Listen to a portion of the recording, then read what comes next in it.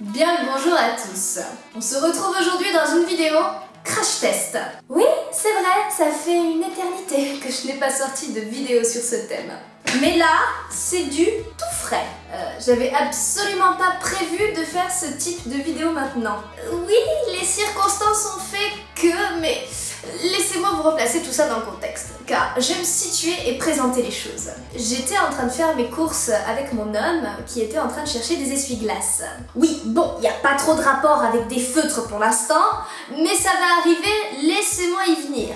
Donc nous errons dans le magasin qui vend de tout et n'importe quoi, vu que nous sommes sur un magasin du type Action la foire fouille, et au détour d'un rayon, je tombe sur une colonne où il n'y a que des boîtes de feutres à alcool. Me voilà donc plongée dans la plus grande perplexité. Déjà, comment ça se fait que l'on vend des feutres à alcool ici, et ensuite, la qualité et le prix. Car la question mérite de se poser, vu que dans ce genre de magasin, il y a à boire et à manger, et à qualité pas forcément oufissime. Mais vous comprenez que cela a éveillé ma curiosité et que je me suis dit, il faut que je teste. Donc j'ai pris une boîte de 12 et une boîte de 3 pour pouvoir tester tout ça avec vous.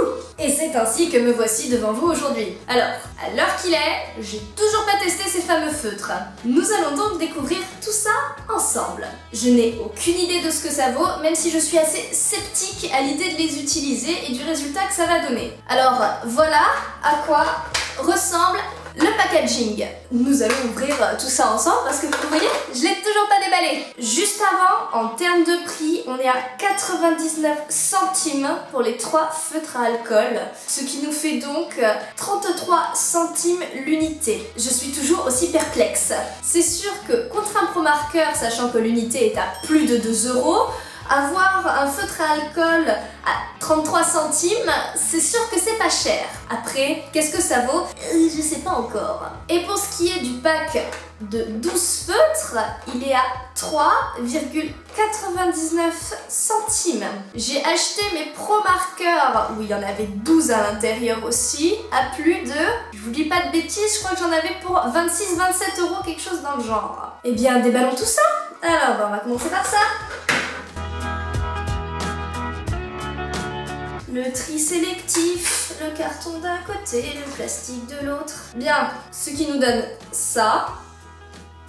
J'ai essayé de prendre quelque chose qui peut potentiellement servir pour faire la peau, donc quelque chose qui peut faire office de couleur chair, n'est-ce pas? Donc là, nous avons du fruit pink, nous avons du pêche et nous avons du pastel pink.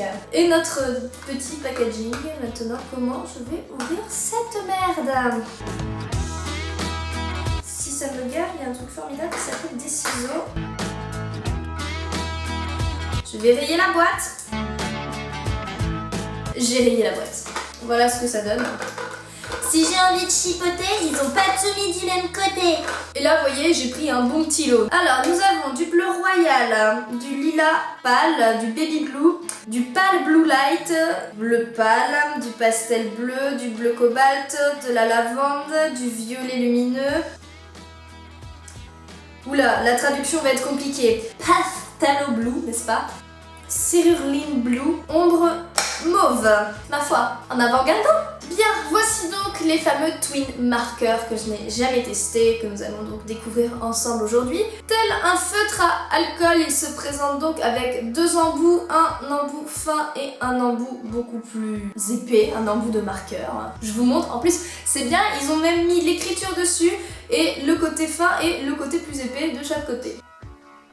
En termes de nuances, comme vous pouvez le constater, il y a le choix. Après, sur l'emballage, il y a marqué que ce sont des feutres professionnels, pareil pour la qualité, et que l'encre est à base d'alcool. Personnellement, le à base d'alcool me gêne. Ça veut dire quoi? Il n'y a pas que de l'alcool dedans? D'ailleurs, tu parles d'alcool, hein, mais on ne sait pas quel type d'alcool il y a dedans. C'est vrai que c'est une très bonne question, je ne me la suis jamais posée avant, et si je peux avoir la réponse, je vais vous la donner immédiatement. Je vous mettrai là un petit encadré sur ce qu'il y a à l'intérieur en termes de composition d'un feutre à alcool, parce que pour l'instant, j'ai pas encore trouvé. Non, parce que entre nous, c'est peut-être de la bière. Un feutre à la bière. Ou au mojito. Oh, un feutre au mojito. Alors, j'étais déjà perplexe, mais si un truc pareil existe, je pense qu'on va dépasser ce stade et qu'on va arriver au-delà du scepticisme. Bref, en termes de taille, ça fait la même grandeur qu'un pro-marqueur, c'est juste le design qui est différent. Là, on est sur quelque chose de plutôt cylindrique et là, on est sur quelque chose de plutôt carré rectangulaire. On va ouvrir la chose, voir si ça sent le feutre à alcool ou autre chose, le mojito peut-être. Il se peut qu'il y ait eu un changement de cadre, mon homme est passé par là et a un petit peu bousculé le trépied. Revenons-en à nos moutons, je vais immédiatement vérifier l'odeur du feutre ainsi que la couleur de la mine, voir si elle correspond à la couleur annoncée sur le feutre. Non, parce que ça m'est déjà arrivé, genre vous utilisez un feutre gris clair, vous l'ouvrez, la mine est gris foncé et à l'utilisation, ça fait bleu. Moi, je me pose des questions. Pour vous donner une comparaison, c'est genre, vous achetez un beau gâteau au chocolat, à la découpe à l'intérieur, il est vert cacadois, et lorsque vous le goûtez, on est clairement sur des spaghettis bolognaises. Vous voyez l'idée? Donc, non seulement c'est une déception, c'est illogique, mais en plus, ça fait vraiment pas professionnel. Donc, j'espère que notre twin marker là, c'est pas des spaghettis bolognaises. Allez, on ouvre. Ça sent le marqueur. Alors, par contre, vous voyez la même chose que moi, c'est pas la même couleur. C'est censé être annoncé comme ça. Là, j'ai ça, bleu clair. Est-ce que vous avez déjà fait une fondue bourguignonne? Ça a une odeur, l'alcool, quand ça brûle. C'est à peu près cette odeur-là. Oh la vache! C'est censé être un violet lumineux, J'espère vraiment qu'on n'est pas sur des spaghettis, Bleu pâle. Alors déjà, c'est annoncé bleu pâle, pale blue. Et chez moi, j'appelle pas ça du bleu, j'appelle ça du violet,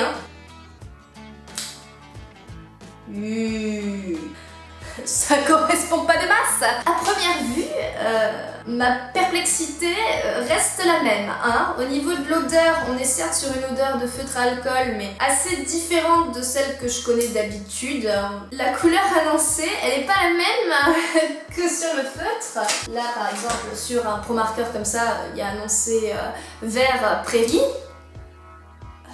C'est vert prairie quoi, ça ressemble à ce qui est marqué quoi. On va comparer. Là j'ai un bleu royal. Théma, la différence de couleur entre le bleu royal annoncé des deux côtés. Alors déjà, bleu royal pro marqueur, bleu royal twin marqueur. En termes de couleur de mine, on est là-dessus. Je suis pas convaincue, je vous le dis de suite, je suis vraiment pas convaincue. Clairement pas la même couleur. Je sais pas, normalement les appellations sont censées être similaires pour la même couleur. Bleu royal, là c'est pas la même chose. Et là, le bleu royal, il correspond au bleu annoncé ici. Là, c'est pas trop le cas. Ça sent les spaghettis bolognaises par rapport au gâteau au chocolat, je vous le dis de suite. Bien, maintenant on va tester ça sur feuille. J'ai du layout, du Bristol et des feuilles traditionnelles. On va bien voir ce que ça donne.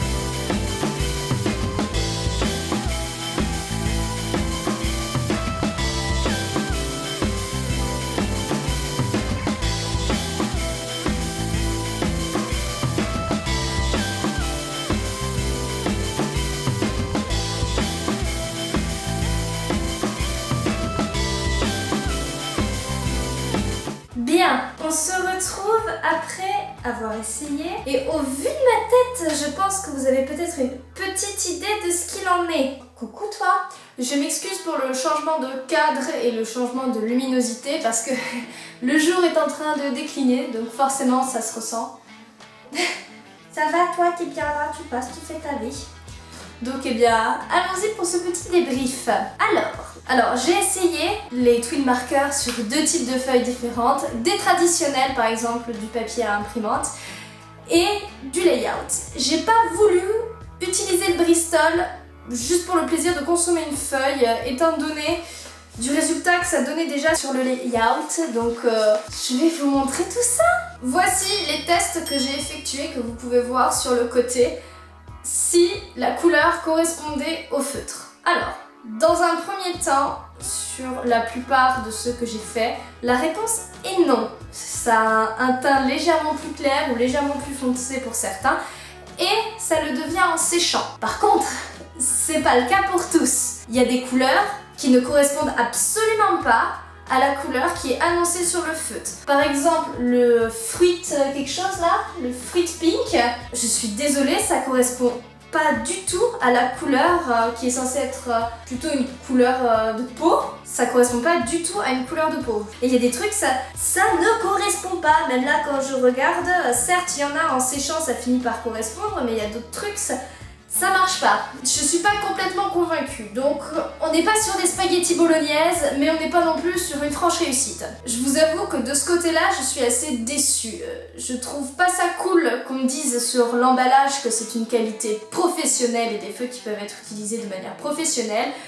Alors que déjà d'emblée, la couleur qu'on t'annonce sur le feutre ne correspond pas. Je suis désolée. Avec les feutres à alcool que j'ai déjà, les Pro Markers par exemple que j'ai là, c'est exactement la couleur qu'il y a sur le feutre. Deuxième étape, je me suis amusée à faire des déclinaisons de couleurs pour essayer de faire des dégradés, des contrastes et ce genre de choses. Voilà ce que ça donne. Le résultat sur ce papier, vous voyez, je trouve pas que les transitions soient ouf. On voit en fait le trait de différence entre les couleurs et on voit que les couleurs ont du mal à se mélanger, notamment sur les violets là. Pourtant j'y suis repassée, je peux vous dire, c'est pas beau.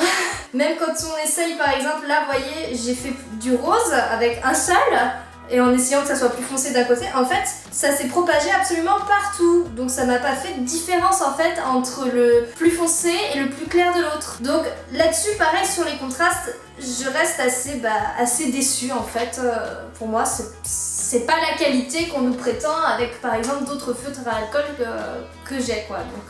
Donc non. Après je me suis amusée à faire un petit personnage, un œil et une boule pour essayer de voir un peu en situation ce que ça donnerait. Donc déjà dans un premier temps j'ai fait un œil que voici. Pour le mélange des bleus je trouve qu'au niveau de l'iris ça s'est plutôt pas mal goupillé. On est sur quelque chose de pas trop mal, même si on voit les transitions entre les couches, ça me dérange beaucoup. On voit la coulure du bleu plus foncé, parce que c'est pas moi qui me suis amusée à dépasser, ça a coulé sur certains points. Je trouve que en termes de couleur, c'est celui qui va rendre le mieux en termes d'assemblage de couleurs. Après, je me suis dit on va utiliser ça sur un papier différent, voir ce que ça fait. Et là, je crois qu'on est vraiment sur The Deception of the Deception. Et puis on va partir sur ça. Donc en 2 temps 3 mouvements, j'ai pondu un truc rapidos sans même vraiment me soucier de à quoi ça ressemblait, histoire de pouvoir mettre de la couleur à l'intérieur. Donc j'y suis allée juste au bic et puis c'est tout. Comment vous dire? Quand j'ai appliqué la couleur de base, ça allait.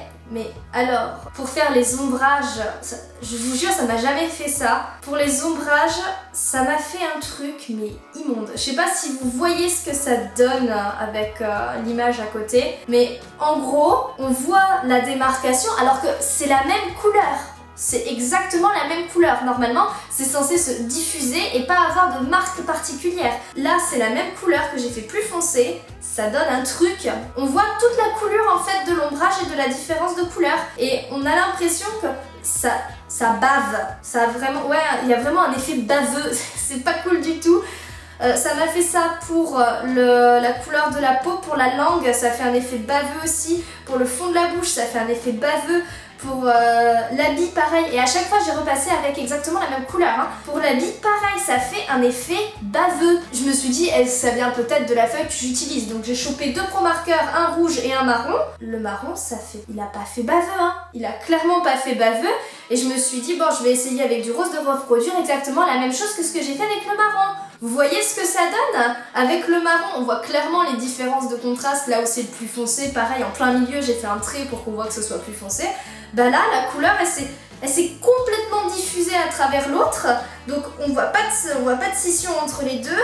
Et ça fait pas une belle couleur. Ça fait pas propre, ça fait pas net. Le bleu, pareil, au niveau des yeux, bah on voit que ça a bavé aussi. Ça s'assemble pas correctement avec le reste, c'est moche. J'aime pas du tout. Et je me suis dit, ça vient peut-être du papier, donc Marie, essayons sur du layout.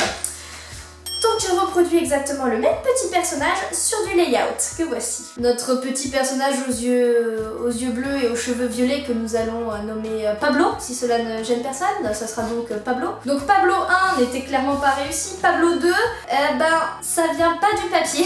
Alors ça fait moins effet baveux, mais ça se voit quand même que ça bave. Et après je me suis dit on va essayer avec d'autres couleurs, donc j'ai abandonné Pablo après avoir fait ça et nous sommes partis sur une boule. Une petite boule bleue, je me suis dit je vais mettre différentes couleurs et essayer de nuancer à l'intérieur. Alors déjà, le fait que la couleur utilisée ne s'affiche pas correctement au début tant qu'elle n'a pas séché, c'est très perturbant. Vous utilisez un bleu, lorsque vous le mettez, il est hyper foncé.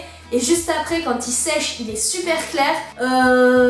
Moyen. D'habitude, moi, quand je fais ça, quand j'utilise les autres feutres à alcool que j'ai, ça ne fait pas ça. Ça me donne la couleur directement comment elle doit être. Il n'y a pas un effet de séchage qui rend la couleur plus claire. Ou alors, c'est quelque chose de très léger, mais c'est pas aussi prononcé que ça. C'est que là, ça fait vraiment foncé et d'un seul coup, tout clair. Je l'ai vu notamment sur le bleu le plus clair que vous voyez là par les palettes que j'ai fait ici. Lui, ce bleu clair là, quand je l'ai utilisé à la base, ça fait quelque chose de vachement foncé qui a séché et qui fait tout clair après. Et quand j'ai mélangé tous les bleus, déjà j'ai pas trouvé ça beau et j'arrive pas à les mélanger. Pareil entre les bleus plus foncés, c'est pourtant pas compliqué d'assembler deux bleus. Et non, ça s'est pas mélangé non plus, ça a fait une scission entre les deux, mais ça ne s'est pas mélangé. Mon compte rendu de tout ça. Déjà, je trouve pas la qualité à proprement parler professionnelle. Après, ça fait une couleur effectivement qui est belle, mais qui est très dérangeante par le fait qu'elle change quand elle sèche, et également quand on essaye de la mélanger avec autre chose, ça correspond plus. Donc ça, c'est très perturbant. La couleur annoncée ne correspond pas à la couleur que fait le feutre. Je suis pas d'accord avec ça. Sur tous les autres feutres, même les crayons de couleur et tout, quand on les utilise, la couleur qu'on prend et la couleur utilisée sont exactement la même qui arrive sur le papier. C'est pas censé être différent à l'arrivée. Pour moi, on peut pas dire que ce sont des feutres professionnels si ça fait ça. Donc ça, c'est mort, c'est non. Ensuite, que ça bave, autant sur du papier pour imprimante, je pourrais à la limite comprendre, que ça bave sur du layout au bout de 2 couches. Voilà le papier que j'utilise en layout, du marqueur, j'en ai mis dessus, j'en ai mis des couches et des couches, ça m'a jamais fait ça. Au bout de 2 couches, c'est pas censé baver. Voilà à peu près les points. Est-ce que j'ai trouvé un point positif là-dedans? Il y a des couleurs qui sont jolies au rendu.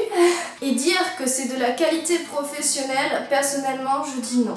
Alors, pour débuter, pour commencer à tâter avec différents matériels, c'est, je pense, peut-être pour des prix les plus abordables. Effectivement, ça peut servir. Par contre, c'est pas avec ça que vous allez faire toute votre vie du dessin. C'est pas avec des twin markers que vous allez remplir toutes vos illustrations, tous vos dessins à la longue. Au début, effectivement, je suis d'accord, ça peut être pratique pour apprendre et tout ça, mais clairement, c'est pas quelque chose pour moi que je vais utiliser de manière professionnelle. Je vais pas du tout m'en servir comme ce que je me sers des autres feutres. Donc en conclusion, ça vaut son prix, c'est-à-dire c'est pas cher, mais c'est pas non plus d'une qualité oufissime, quoi. Si vous êtes quelqu'un qui commence à bien toucher sa bille en dessin, clairement ça, vous en aurez pas besoin. Vaut mieux investir directement dans une petite panoplie de pro marqueurs ou de Copic que vous allez remplir au fur et à mesure, qui va vous servir, qui va tenir dans le temps et qui va être utile et faire de beaux rendus en matière de dessin,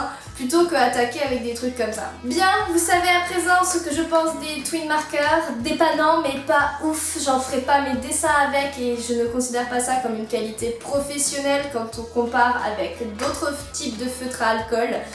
je me suis permise de comparer et effectivement avec des Pro Markers c'est clairement pas la même qualité. D'après moi voici ce que ça vaut, c'est pas non plus un truc génialissime, c'est pas une révolution comme quoi il faut à tout prix l'acheter, de la même grandeur que les feutres à alcool de marque qu'on connaît aujourd'hui. À l'avenir, j'essaierai de vous faire plus de vidéos crash test ou par exemple des vidéos comparatives, par exemple, j'en sais rien moi, des crayons de couleur versus d'autres crayons de couleur en fonction des marques par rapport à ce que ça vaut. Effectivement, ça pourrait être intéressant d'avoir un comparatif. J'ai d'ailleurs dans mon armoire des crayons de couleur qu'il faut que je teste, ainsi que des pastels gras. Je suis pas spécialement pastel de base, je déteste les pastels secs, je trouve ça vraiment pas pratique.